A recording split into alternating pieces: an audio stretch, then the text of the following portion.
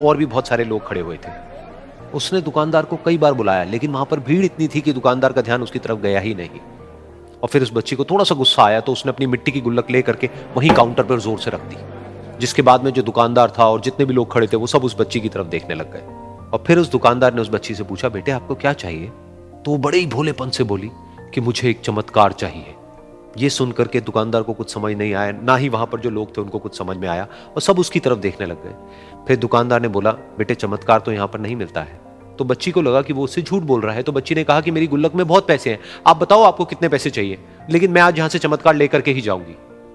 तो वहीं काउंटर पे एक और आदमी खड़ा था, उसने उस बच्ची से पूछा कि बेटे क्यों चाहिए तुमको चमत्कार?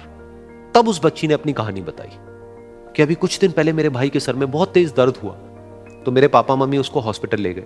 उसके बाद कई दिन तक मेरा भाई घर नहीं आया। तो मैंने कई बार अपने पापा से पूछा, लेकिन उन्होंने मुझे कुछ नहीं बताया। उन्होंने बार बार यही कहा कि वो आ जाएगा, वो कल आ जाएगा, वो कल आ जाएगा, लेकिन वो आ ही नहीं रहा था। तो मैंने देखा कि मम्मी रो रही है, और पापा मम्मी को कह रहे थे कि उसकी दवाइयों के लिए और उसके इलाज के लिए जितने पैसे चाहिए उतने मेरे पास में नहीं है, अब उसको कोई चमत्कार ही बचा सकता है।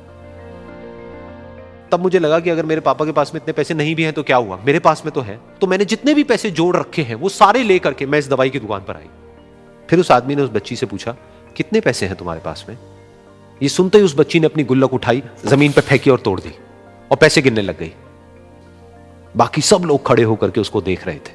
थोड़ी देर बाद उसने सारे पैसे अपने हाथ में इकट्ठे किए और बोली, मेरे पास में पूरे 19 रुपए हैं। वो जो आदमी वहां पर खड़ा था वो थोड़ा सा मुस्कुराया और बोला कि अरे तुम्हारे पास में तो पूरे पैसे हैं, इतने का ही तो आता है चमत्कार। ये सुनकर के वो बच्ची बहुत खुश हो गई और बोली कि चलो मैं आपको अपने पापा से मिलवाती हूं। बाद में पता लगा कि वो आदमी कोई आम आदमी नहीं था, बल्कि एक बहुत बड़ा न्यूरोसर्जन था, और उसने सिर्फ 19 रुपए में उसके भाई की सर्जरी करी, और कुछ ही दिन बाद वो ठीक होकर के घर वापस आ गया। फिर कुछ दिन बाद वो बच्ची, उसका भाई, उसके पापा, उसकी मम्मी, चारों एक साथ बैठे हुए थे और बात कर रहे थे। तो उसकी मम्मी ने उसके पापा से पूछा कि अब तो बता दो ये चमत्कार आपने किया कैसे? तो उन्होंने अपनी बेटी की तरफ देखा और बोले, ये चमत्कार मैंने नहीं, इसने किया है।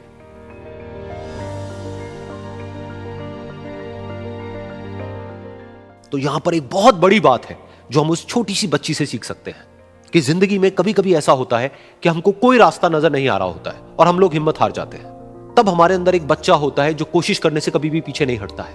वो हार मानने को तैयार नहीं होता है क्योंकि उसको ना शब्द समझ नहीं आता है। वो बच्चा जिसके लिए कुछ भी नामुमकिन नहीं है, क्योंकि वो हर हाल में कोशिश करता ही रहता है।